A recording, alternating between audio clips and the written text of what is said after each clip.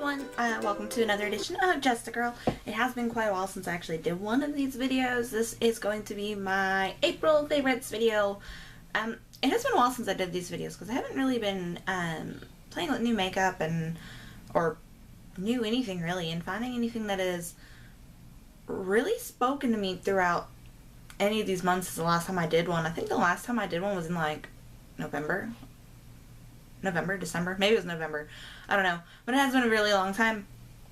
So we are in the 2013 edition of my favorites, and I'm hoping to actually keep these up every month since I have been trying new stuff, and I will show you what I'm ranting and raving about this month. Okay, so first things first, this is probably on a lot of YouTubers' favorites. This is the new CoverGirl Clump Crusher Mascara.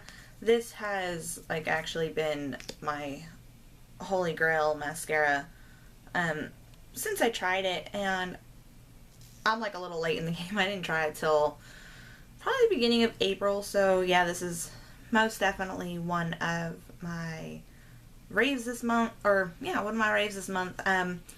2 coats, perfect, no spider lashes, no nothing, and I absolutely love it. No flaking throughout the day, and if you guys haven't tried this, go ahead and pick it up. I believe it's like $8 at the drugstore. I don't know, really good. Okay, so staying up in the general eye area of my raves this month, we're gonna go with the new Color Tattoo Metal Edition, and this one is barely branded. Like, I use this every day as my base, and it just keeps my eyeshadows in place, and it gives that nice brightness to the eye that I tend to be missing. I don't know what it is. Like, when I take my makeup off, my lids are really dark.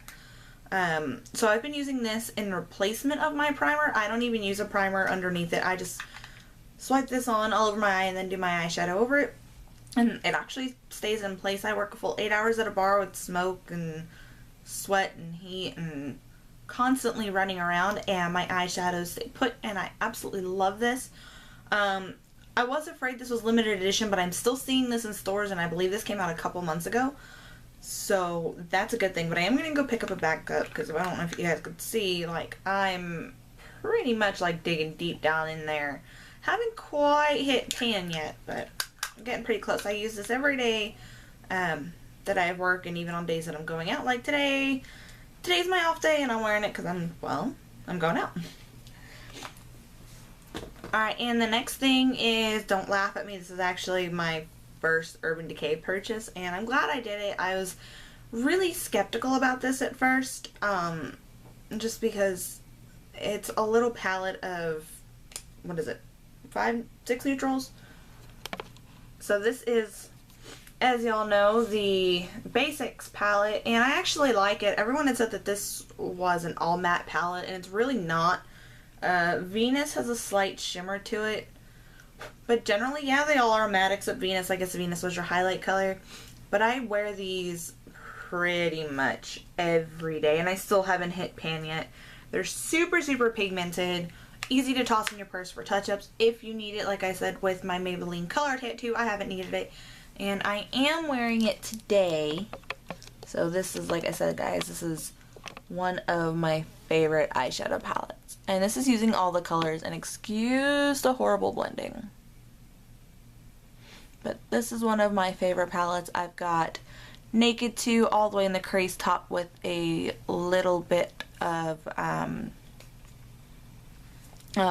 faint out here in the outer corner, and then in the outer V I have Crave, and then I have Venus up here on the brow bone, and then on top of Naked 2 and Crave I have Foxy just to kind of blend it out, and then I have Walk of Shame all over the lids. So this is a very versatile palette, guys. If you haven't picked it up, I will forewarn you that this is a $25 palette. So for those of you who are looking to spend that much on only 6 colors, stay tuned. I do have a neutrals comparison post coming soon. Okay, so moving on to the general face area. We have the CoverGirl Outlast Stay Fabulous 3-in-1 Foundation plus God Bless You sunscreen. It's I believe it's Ensolizol. I have no idea, but this is an SPF 15 foundation. I'm actually wearing it today.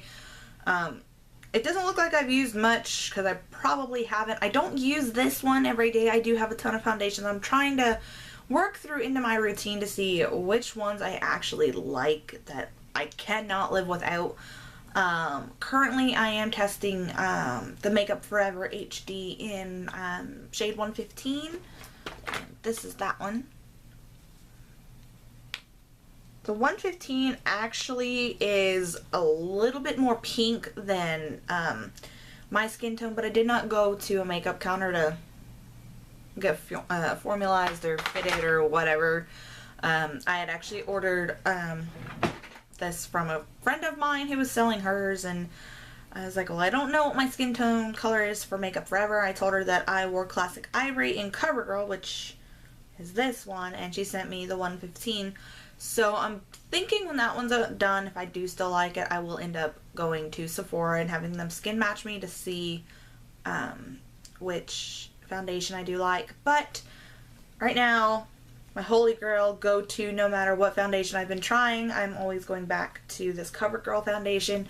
One pump actually does my whole face, and I do use my MAC stippling brush, which is, yeah, this is actually in my rants part of the video. I'll explain why in a little bit. So moving downwards, we are at the lips area, and my two go-to products to keep my lips chapped free are the e.l.f. lip exfoliator and an EOS lip balm. This one just happens to be blueberry? Yeah, blueberry from the Alice in Wonderland collection, which was limited edition. I don't know if you guys can still get it, but I love these little guys. I have pretty much every single one.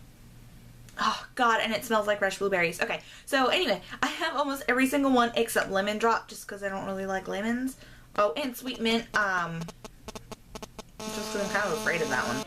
So the lip exfoliator actually looks like a lipstick, but it's got all these little micro beads in it.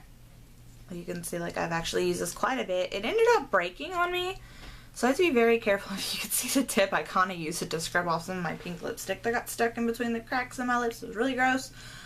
But this is actually really good. It doesn't feel as exfoliating as my Sarah Happ Sugar Scrub, but it does still do the trick. I usually apply this right after I do my foundation. I'll scrub, scrub, scrub, scrub, scrub, and then I'll put an EOS over it. I do have a Fresh Sugar lip balm, but for some reason, it keeps my lips really, really slick, even after I've already applied all my makeup, and then I go to do my lip product. So I just use a quick EOS, and then I do my face, and then I'll do my lip products last. So this is a great combination. I believe this is like $3. I haven't seen it in any Target stores, but I know you can get it online, and these are everywhere.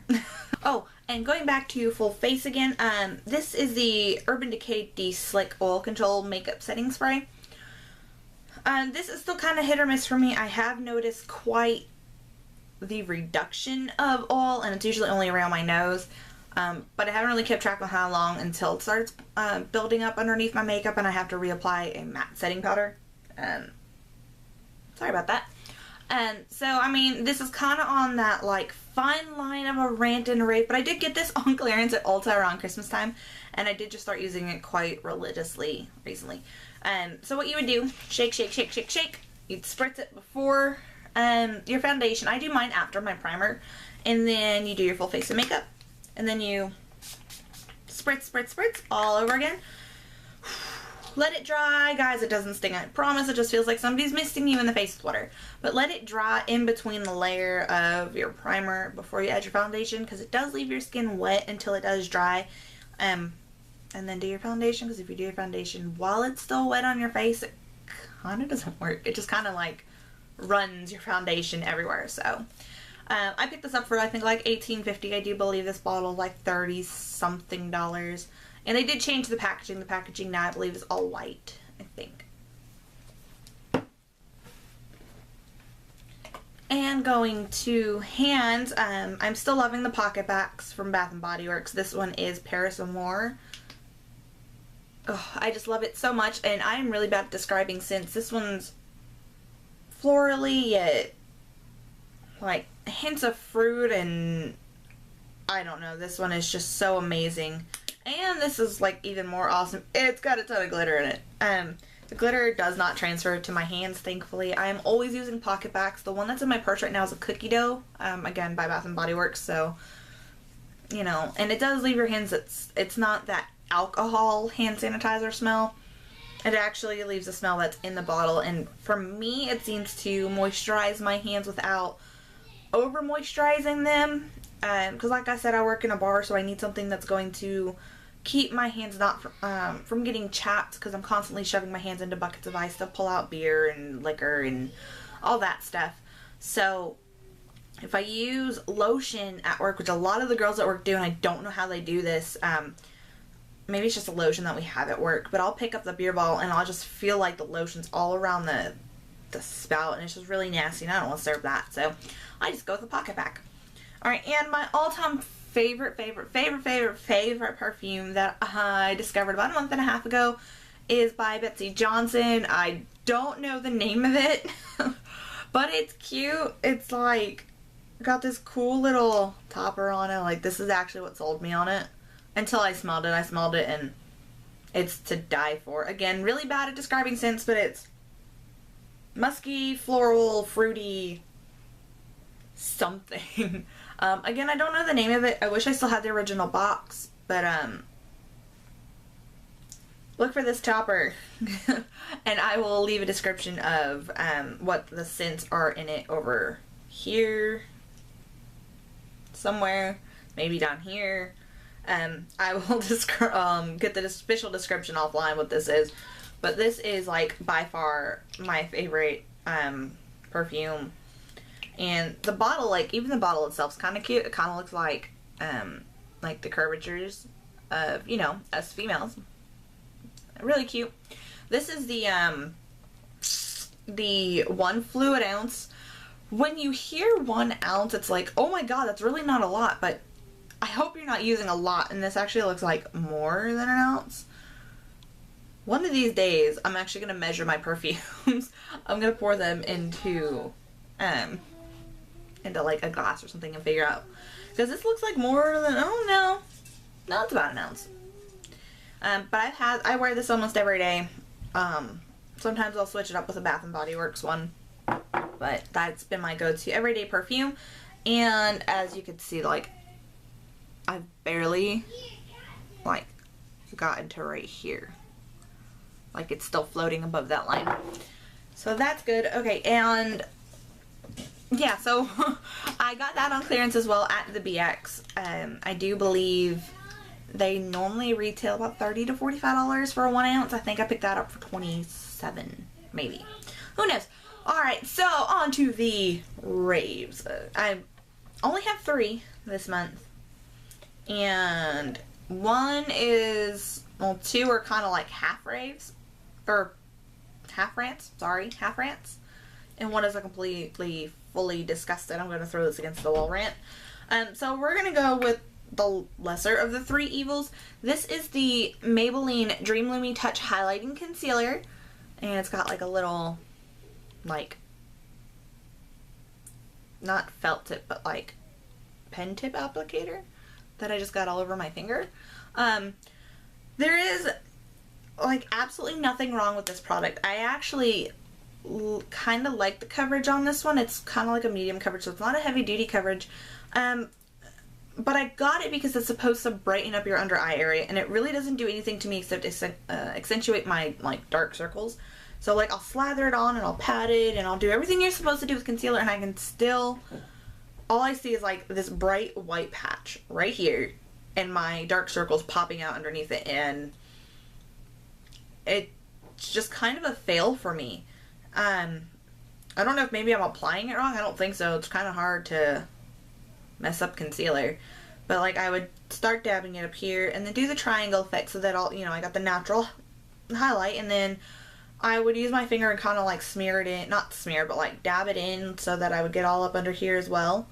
And then I would take my concealer brush and just lightly finish tapping it into my skin so it didn't look all gloopy and full of lines and fingerprints and all that good stuff. And it doesn't really do that highlighting effect that I was wishing it would do. So, I mean, I still use it. I don't really have that much left. I have maybe, but it's kind of, sorry, it's kind of like a sad deal for me. I love Maybelline and CoverGirl, so for that to kind of not work was actually really, really depressing. Alright, and this is going to shock you guys. The next rant is my MAC 130 small stippling brush. If you guys remember, I got this back in February when I went to the Archie's Girls promotion. The technique is awesome. The bristles are kind of bendy, which I don't, it's not bad. They're not like super bendy, super like, oh my god, we're not going to do our job. But it sheds like a lot. Like I still use this every day. So I only have one stippling brush, and I actually prefer to use these over the beauty blenders or any other type of beauty sponge. But it sheds like crazy. Like, I don't know. Can you guys see that? Like, you see how all the bristles down towards the bottom, they're starting to bend outward and curve, and then they'll fall out of the ferrule and land in my foundation that's still on my face, and I have to sit there and have to like pick at it, and then I have to go back, and then I have to like redo that spot of foundation. MAC did say that if I bring this back, they will give me another one. So I'm going to end up going to my MAC counter one of these days, because the closest MAC counter is an hour away. So one of these days I'll end up going. Here's hoping I do end up liking that new one and it doesn't shed. Like, it's not shedding when I go like this, thankfully. It only sheds when I start going in the circular motion and all that. So this is kind of like, again, on that borderline rant and rave. Alright, and the final rant of the month of April, and this has probably been going on since March. This is the Not Your Mother's Beach Babe Texturizing Sea Salt Spray. I got this in an influencer box, so I did not pay for this. But I was in love with this when the back says, Beach Babe has everyone fooled into thinking you just left the beach. That, like, right there sold it for me when I read that, because I loved when I lived on the East Coast. I loved what the salt water did to my hair. Like, it gave me nice full, like, I don't know why, but like nice full waves, and not, I don't know how to describe it, but I don't know. I loved it. Like, my hair was, yeah, it was kind of like crunchy after it dried. But it wasn't too horrible. Like, I could still run my fingers through it, but it gave me that nice, like, sun-washed look, I guess. So when I saw this in my influencer box, I immediately dove right for it and started trying it. I've tried it on dry hair and on wet hair. It doesn't do anything. One of the girls actually in the On Base makeup group had described it perfectly. It looks like a cow had licked your hair. Like, it's so crunchy and there's no waves to it. It just looks like you haven't washed your hair in forever. And it's nasty and it's really thick and gross. So that is a definite rant. I'm never even going to attempt to buy it again. And I actually kind of feel bad for her because she did buy it. Mine was free from Influencer. But yeah, so all you ladies who are looking for that perfect beach hair, don't get the Not Your Mother's. I believe it's like $4 or $5 for the bottle. That's probably about the same size as this. So this is 6 ounces. It might be 6 ounces, it might be a little bigger. But I do not recommend that one at all. If I'm doing it wrong and you have it and you love it, please leave me comments down below and let me know what the heck I'm doing wrong. I would love to still have that beach hair again, because I don't have a beach around here. There's like not even a beach relatively close to me. Excuse me. Okay. Sorry, I thought it was a message from my friend who is deployed currently, so I'm constantly always checking my phone, making sure that I'm not missing a phone call or an IM from him. So anyway, enough babbling from me. That was April's Rants and Raves, and I would like to see your guys' Rants and Raves for the month of April, or even any other month that you guys did a rant or rave video. Leave them down below as video responses, comments down below as well if you have your favorites. I'd love to go check them out. Let me know why they are your favorites, or even, you know, products you do not recommend, and I will respond back to you guys. And until next time, bye guys.